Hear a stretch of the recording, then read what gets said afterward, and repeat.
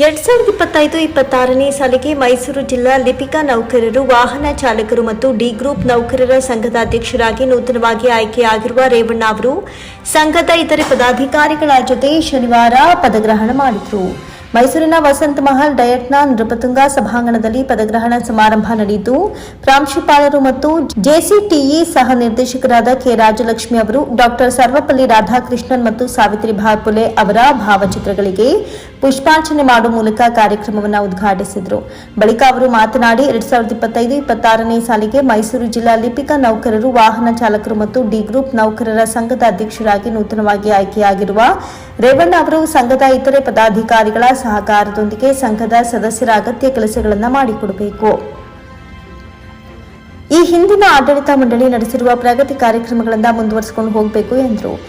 ಸಾರ್ವಜನಿಕ ಶಿಕ್ಷಣ ಇಲಾಖೆ ಆಡಳಿತ ಉಪನಿರ್ದೇಶಕರಾದ ಎಸ್ಟಿ ಜವರೇಗೌಡ ಅವರು ಮಾತನಾಡಿ, ಲಿಪಿಕಾ ನೌಕರರು, ವಾಹನ ಚಾಲಕರು ಮತ್ತು ಡಿ ಗ್ರೂಪ್ ನೌಕರರು ಸಾಕಷ್ಟು ಸಮಸ್ಯೆಯಲ್ಲಿದ್ದಾರೆ. ಸಂಘದ ಅಧ್ಯಕ್ಷರಾದ ರೇವಣ್ಣ ಅವರು ಅವರ ಸಮಸ್ಯೆಗಳಿಗೆ ಪರಿಹಾರ ಕಲ್ಪಿಸಬೇಕು. ನಾವು ಕೂಡ ನಿಮ್ಮೊಂದಿಗಿದ್ದು ನಿಮ್ಮ ಕೆಲಸ ಕಾರ್ಯಗಳು ಸುಗಮವಾಗಿ ನಡೆಯೋದಕ್ಕೆ ಸಹಾಯ ಮಾಡ್ತೇವೆ ಅಂತ ಹೇಳಿದರು. ಜಿಲ್ಲಾ ಲಿಪಿಕಾ ನೌಕರರು, ವಾಹನ ಚಾಲಕರು ಮತ್ತು ಡಿ ಗ್ರೂಪ್ ನೌಕರರ ಸಂಘದ ಅಧ್ಯಕ್ಷರಾಗಿ ನೂತನವಾಗಿ ಆಯ್ಕೆಯಾಗಿರುವ ರೇವಣ್ಣ ಅವರು ಪ್ರಾಸ್ತಾವಿಕವಾಗಿ ಮಾತನಾಡಿ, ರಾಜ್ಯದಲ್ಲಿ ಇದೇ ಮೊದಲ ಬಾರಿಗೆ ಲಿಪಿಕಾ ನೌಕರರ ಸಂಘದ ಚುನಾವಣೆಯು ಆನ್ಲೈನ್ ಮೂಲಕ ನಡೆದು ಪದಾಧಿಕಾರಿಗಳ ಆಯ್ಕೆಯಾಗಿದ್ದಾರೆ.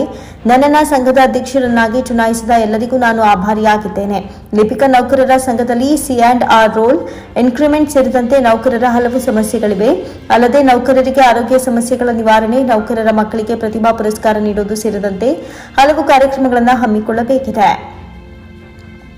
ಎಲ್ಲರ ಸಹಕಾರದೊಂದಿಗೆ ನಾವು ಸಂಘದ ಸದಸ್ಯರ ಕ್ಷೇಮಾಭಿವೃದ್ಧಿಗೆ ಶ್ರಮಿಸುತ್ತೇವೆ ಎಂದರು. ಈ ಸಂದರ್ಭದಲ್ಲಿ ಡಯಟ್ ಪ್ರಾಂಶುಪಾಲರಾದ CR ನಾಗರಾಜಯ್ಯ ನೂತನ ಪದಾಧಿಕಾರಿಗಳಿಗೆ ಪ್ರಮಾಣ ಪತ್ರ ವಿತರಿಸಿದರು. ನೂತನವಾಗಿ ಆಯ್ಕೆಯಾದ ಸಮಿತಿ ಸದಸ್ಯರನ್ನು ಗೌರವಿಸಲಾಯಿತು. ಕಾರ್ಯಕ್ರಮದಲ್ಲಿ ಲೆಕ್ಕಾಧೀಕ್ಷಕರಾದ ಮಧು, Kumaraswamy, Maqsood Ahmed, AB ಜಯಲಕ್ಷ್ಮೀಬಾಯಿ, SG Yogesh, CS Indumati, JD ಶಶಿಕಿರಣ, ಬಸವರಾಜು, BS ಗುರುಮೂರ್ತಿ, ಅನಂತಕುಮಾರ, ವಿಜಯಕುಮಾರ್, ಮೈಸೂರು ಜಿಲ್ಲಾ ಲಿಪಿಕಾ ನೌಕರರು, ವಾಹನ ಚಾಲಕರು ಮತ್ತು ಡಿ ಗ್ರೂಪ್ ನೌಕರರ ಸಂಘದ ಜಿಲ್ಲಾ ಕಾರ್ಯದರ್ಶಿ ಪ್ರಕಾಶ್ ಕುಮಾರ್, ಖಜಾಂಚಿ JD ಶಶಿಕಿರಣ, ಉಪಾಧ್ಯಕ್ಷರಾದ ರೂಪಾ GS, ಸಂಘಟನಾ ಕಾರ್ಯದರ್ಶಿ ಧನರಾಜ್ S, ಸಹ ಕಾರ್ಯದರ್ಶಿ ಮೂರ್ತಿ ಇತರರು ಹಾಜರಿದ್ದರು.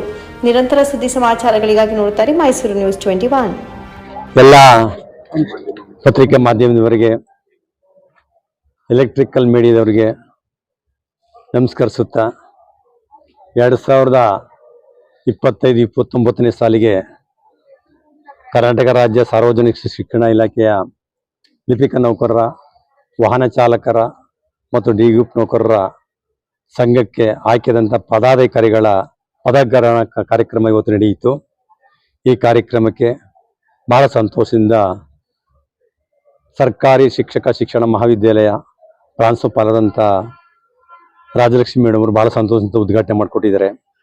ಅದೇ ರೀತಿ ನಮ್ಮ ಸಾರ್ವಜನಿಕ ಶಿಕ್ಷಣ ಇಲಾಖೆಯ ಉಪನಿರ್ದೇಶಕರಾದಂಥ ST ಜವರೇಗೌಡರು ಸಹ ಎಷ್ಟೇ ಒತ್ತಡ ಇದ್ದರೂ ಕೆಲಸದಲ್ಲಿ ಅವರು ಸಹ ಬಂದು ಈ ಒಂದು ಕಾರ್ಯಕ್ರಮಕ್ಕೆ ಭಾಗವಹಿಸಿ ಒಳ್ಳೆಯ ಉತ್ತಮವಾದಂಥ ಭಾಷಣವನ್ನು ಮಾಡಿದ್ದಾರೆ. ಅದೇ ರೀತಿ ನಮ್ಮ ಡಯಟಿನ ಪ್ರಾಂಶುಪಾಲರಾದಂಥ ನಾಗರಾಜ ಸರ್ ಅವರು ಸಹ ಎಷ್ಟೇ ಒತ್ತಡ ಇದ್ದರೂ ಸಹ ಈ ಕಾರ್ಯಕ್ರಮಕ್ಕೆ ಆಗಮಿಸಿ, ನಮ್ಮ ಲಿಪಿಕಾ ಸಂಘದ ಸಹ ಕಾರ್ಯಕ್ರಮಕ್ಕೆ ಆಗಮಿಸಿ ಒಳ್ಳೆಯ ಉತ್ತಮ ಮಾರ್ಗದರ್ಶನವನ್ನು ನೀಡಿದ್ದಾರೆ.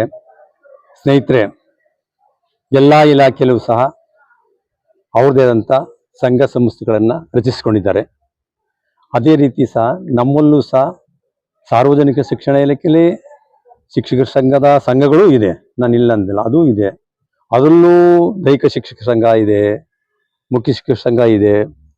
ನಮ್ಮಲ್ಲಿ ಬೋಧಕೇತರ ಎಲ್ಲ ನನ್ನ ವ್ಯಾಪ್ತಿಗೆ ಈಗ ಮೈಸೂರು ಜಿಲ್ಲೆಯಲ್ಲಿ 9 BO ಆಫೀಸ್ ಬರುತ್ತೆ, 1 DDP ಆಫೀಸ್ ಬರುತ್ತೆ, 1 JD ಆಫೀಸ್ ಬರುತ್ತೆ, 1 ಡಯಟ್ ಬರುತ್ತೆ, 1 CET ಬರುತ್ತೆ, ಮತ್ತು 2 B.Ed ಕಾಲೇಜ್ ಬರುತ್ತೆ, ಮತ್ತು 1 D.Ed ಕಾಲೇಜ್ ಬರುತ್ತೆ, 2 D.Ed ಕಾಲೇಜ್ ಬರುತ್ತೆ. ಎಲ್ಲ ವ್ಯಾಪ್ತಿಯಲ್ಲೂ ಸಹ ನಮ್ಮ ಲಿಪಿಕ ನೌಕರರು ಒತ್ತಡದಲ್ಲಿ ಕೆಲಸ ಮಾಡ್ತಾ ಇರ್ತಾರೆ. ಆ ಒತ್ತಡದಲ್ಲಿ ಕೆಲಸ ಮಾಡೋದ್ರಿಂದ ಕೆಲವು ಸಮಸ್ಯೆಗಳನ್ನ ಬಗೆಹರಿಸ್ಕೋಬೇಕು ಅಂದರೆ ಸಂಘಟನೆಗಳು ಬೇಕು ಅಂದರೆ ಹೋರಾಟ ಮಾಡಬೇಕು. ಅದಕ್ಕೆ ನಾವು ಸಂಘಟನೆ ಆಗಿದೆ. ಈ ಸರಿ 2025-29 ಸಾಲಿಗೆ ಆಲ್ ಓವರ್ ಕರ್ನಾಟಕ ಇದೇ ಯಾವ ಇಲಾಖೆಯಲ್ಲೂ ಸಹ ಆನ್ಲೈನ್ ಮುಖಾಂತರ ಚುನಾವಣೆ ನಡೆದಿರೋದು ಯಾವುದೂ ಇಲ್ಲ. ಇದು ಇತಿಹಾಸದಲ್ಲಿ ಬರೆದಿಟ್ಕೊಳ್ಳಿ. ಇದೇ ಮೊದಲನೇ ಬಾರಿಗೆ ನಮ್ಮ ಲಿಪಿಕಾ ನೌಕರ ಸಂಘದಲ್ಲಿ ಆನ್ಲೈನ್ ಮೂಲಕ ಚುನಾವಣೆ ನಡೆದಿದೆ. ರಾಜ್ಯ ಮಟ್ಟದ ರಾಜ್ಯಾಧ್ಯಕ್ಷರು ಮಾತ್ರ ಬಾಕಿ ಉಳಿದಿದೆ. ಎಲ್ಲ ಆಗಿದೆ. ಅದು ಸಹ ನಿನ್ನ ಮುಂದಿನ ತಿಂಗಳಲ್ಲಿ ನಡೀತದೆ. ದಸರಾ ನಡೆಯೋದ್ರಿಂದ ಮುಂದೂಡಿದ್ದಾರೆ, ಅದು ನಡೀತದೆ. ಅದು ನಮ್ಮಲ್ಲಿ ಈಗ ಲಿಪಿಕ ನೌಕರ ಸಂಘದ ಸುಮಾರು ಸಮಸ್ಯೆಗಳಿದೆ. ಅದೇನಪ್ಪ ಅಂದ್ರೆ ಸಿ ಅಂಡ್ ಆರ್ ರೋಲ್, ಅದನ್ನ ನಾವು ನಮ್ಮ ಲಿಪಿಕ ನೌಕರ ಸಂಘಕ್ಕೆ ಇದಾಗಬೇಕು.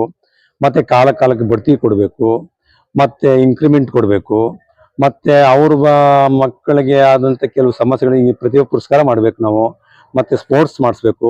ಈ ತರ ಹಲವಾರು ನೌಕರರಿಗೆ ಸಮಸ್ಯೆಗಳ ಬಗೆಹರಿಸಬೇಕು. ಮತ್ತು ನೌಕರರ ಕುಟುಂಬಕ್ಕೆ ಮತ್ತು ಆರೋಗ್ಯ ಸಂಜೀವಿನಿ ನಮ್ಮ ಏನಪ್ಪ ಅಂದ್ರೆ ನಮ್ಮ ರಾಜ್ಯಾಧ್ಯಕ್ಷ ಷಡಕ್ಷರಿ ಸರ್ ಅವರು ಲಿಪಿಕ ನೌಕರ ಸಂಘಕ್ಕೆ ಆದಂತ ಒಂದು ಆಲ್ ಓವರ್ ಸ್ಟೇಟ್ ನನ್ನ ಏನು ಕೇಳ್ಕೊಂಡೆ ಅವ್ರ ಹತ್ರ. ನಮ್ಮ ರಾಜ್ಯಾಧ್ಯಕ್ಷ ಷಡಕ್ಷರಿ ಸರ್ ಅವರು ಬಹಳ ಯುವ ನೇತಾರರು ನಮ್ಮ ಸಂಘಕ್ಕೆ, ರಾಜ್ಯ ಮಟ್ಟದ ಸರ್ಕಾರ ನೌಕರ ಸಂಘಕ್ಕೆ ಅವ್ರು ಏನ್ ಮಾಡಿದ್ರು ಮಾಡ್ಕೊಟ್ಟಿದ್ದಾರೆ. ಅದರಲ್ಲೂ ಎಸ್ಪೆಷಲಿ ನಮ್ಮ ಮೈಸೂರು ಜಿಲ್ಲೆಗೆ 2 ಕೊಟ್ಟಿದ್ದಾರೆ. ಅದರಲ್ಲಿ ನಮ್ಮ ಸರ್ಕಾರ ನೌಕರ ಸಂಘದಲ್ಲಿ 2 ಜನ ಗೆದ್ದಿದ್ದಾರೆ. ಲಿಪಿಕ ನೌಕರ ಸಂಘದಲ್ಲಿ ಯಾರಪ್ಪ ಅಂದ್ರೆ ಗಣೇಶ್ ಗೆದ್ದಿದ್ದಾರೆ, ಆನಂದ್ ಗೆದ್ದಿದ್ದಾರೆ. ಆದ್ರಿಂದ ಅವನು ಇದರಲ್ಲಿ ನಮ್ಮ ಲಿಪಿಕ ನೌಕರ ಸಂಘಕ್ಕೆ ನಮ್ಮ ಷಡಕ್ಷರಿ ಅವರಿಗೆ ನಾನು ಮೊದಲನೇ ಧನ್ಯವಾದಗಳು ಹೇಳ್ತಾ ಇದ್ದೀನಿ. ಯಾಕೆಂದ್ರೆ ನಮ್ಗೆ ಆಲ್ ಓವರ್ ಸ್ಟೇಟ್ ಶಿಕ್ಷಕರ ಜೊತೆ ಅಲ್ಲದೆ ನೀವೇ ಸಪ್ರೇಟ್ ಎಲೆಕ್ಷನ್ ನಿಂತ್ಕೊಂಡು ಗೆಲ್ಲುವಂತ ಅವಕಾಶಗಳನ್ನು ಕಲ್ಪಿಸ್ತಾರೆ. ಅವ್ರಿಗೆ ನಾನು ಧನ್ಯವಾದಗಳು ಹೇಳ್ತಾ ಇದ್ದೀನಿ. ಮತ್ತೆ ಅವ್ರ ಜೊತೆ ನಾವು ಅವ್ರ ಜೊತೆ ನಾವು ಯಾವಾಗಲೂ ಸಹಕಾರ ಇದ್ದೀವಿ. ಅವ್ರು ನಮ್ಗೆ ಸಹಕಾರ ಕೊಡ್ತಾ ಇದ್ದಾರೆ. ಅವ್ರ ಜೊತೆ ನಾವೆಲ್ಲ ಹೊಂದಾಣಿಕೆ ಮಾಡ್ಕೊಂಡು ಇದು ಮಾಡ್ತಾ ಇದ್ದೀವಿ. ಅವ್ರಿಗೆ ನಮ್ಗೆ ಇಲ್ಲಿವರೆಗೂ ಸಹ ಎಲ್ಲ ರೀತಿಯಲ್ಲೂ ಸಹಕಾರ ಕೊಟ್ಟು ಅವ್ರಿಗೆ ಧನ್ಯವಾದಗಳು ಹೇಳ್ತಾ ಇದ್ದೀನಿ.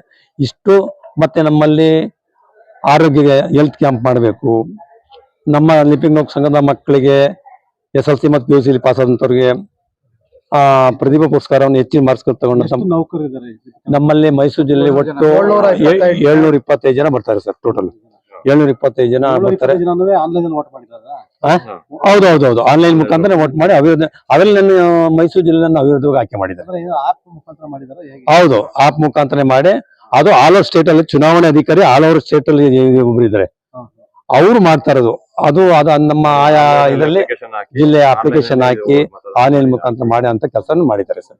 ಹಂಗಾಗಿ ಇಷ್ಟೆಲ್ಲ ಮಾಡಿದ್ದಾರೆ. ಇದು ಇವತ್ತು ಮೈಸೂರು ಜಿಲ್ಲೆಯಲ್ಲಿ ನಾವು ಪದಗ್ರಹಣ ಕಾರ್ಯಕ್ರಮನ ಮಾಡಿದ್ದೇವೆ ಸರ್. ಹಂಗಾಗಿ ಈಗ ನೀವು ಅಧ್ಯಕ್ಷರಾಗಿದ್ರಿ, ಹೌದು ಸರ್. ನಿಮ್ಮ ಮುಂದಿನ ಮೊದಲನೇ ಎರಡನೇ ಒಂದು ಏನು ಸಮಸ್ಯೆ ಏನಪ್ಪಾ ಅಂದ್ರೆ ಎರಡನೇ ಇದು ಮೊದಲನೇ ಹೆಜ್ಜೆ ಏನಪ್ಪಾ ಅಂದ್ರೆ ನಮ್ಮ ಲಿಪಿಕ ನೌಕರ್ಸ್ಗೆ ಸಿ ಅಂಡ್ ಆರ್ ರೂಲ್ ಆಗ್ಬೇಕು ಅರ್ಜೆಂಟ್. ನಮ್ಮ ಇದು ಏನಪ್ಪಾ ಅಂದ್ರೆ ಕೇಡರ್ ರೂಲ್ಸ್ ಮಾಡ್ಬೇಕು. ಹೌದು ಬಡ್ತಿಗೆ ಅದು ಅನುಕೂಲ ಆಗುತ್ತೆ. ಹೌದು ಸರ್, ಹೌದು. ಹಂಗಾಗಿ ಇದಾಗುತ್ತೆ, ಅದ್ ಮಾಡ್ಬೇಕು. ಮತ್ತೆ ಕಾಲಕ್ಕೆ ಬಡ್ತಿ ಕೊಡ್ಬೇಕು, ಇನ್ಕ್ರಿಮೆಂಟ್ ಕೊಡ್ಬೇಕು. ಆಮೇಲೆ ಈ ಮಾಹಿತಿ ಹಕ್ಕಲ್ಲಿ ಬಹಳ ತೊಂದರೆ ಕೊಡ್ತಾರೆ. ಅದನ್ನು ಸ್ವಲ್ಪ ಪಕ್ಕ ಇದ್ ಮಾಡೋಂತ ಒಂದು ವ್ಯವಸ್ಥೆ ಆಗ್ಬೇಕು. ಅದೆಲ್ಲ ಹೋರಾಟ ಮಾಡ್ಬೇಕು ಅಂದ್ರೆ ಸಂಘಟನೆ ಬೇಕು. ಸಂಘಟನೆ ಮುಖಾಂತರ ಮಾಡ್ತೀವಿ.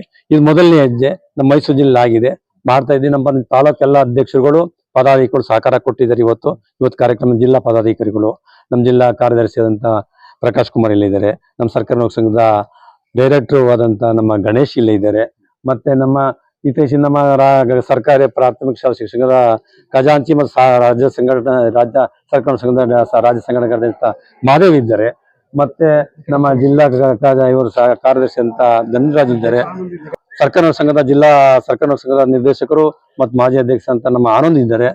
ಇವರೆಲ್ಲ ಇದ್ದಾರೆ. ಇವರೆಲ್ಲ ಇದು ಮಾಡ್ತಾ ಈಗ ಇವತ್ತಿನ ಕಾರ್ಯಕ್ರಮ ಚೆನ್ನಾಗಿ ಇದು ಮಾಡಿದ್ದಾರೆ. ಎಲ್ಲರಿಗೂ ಇದು ಮಾಡಿ ಮುಗಿಸ್ತೀವಿ. ಜೈ ಹಿಂದ್, ಜೈ ಕರ್ನಾಟಕ.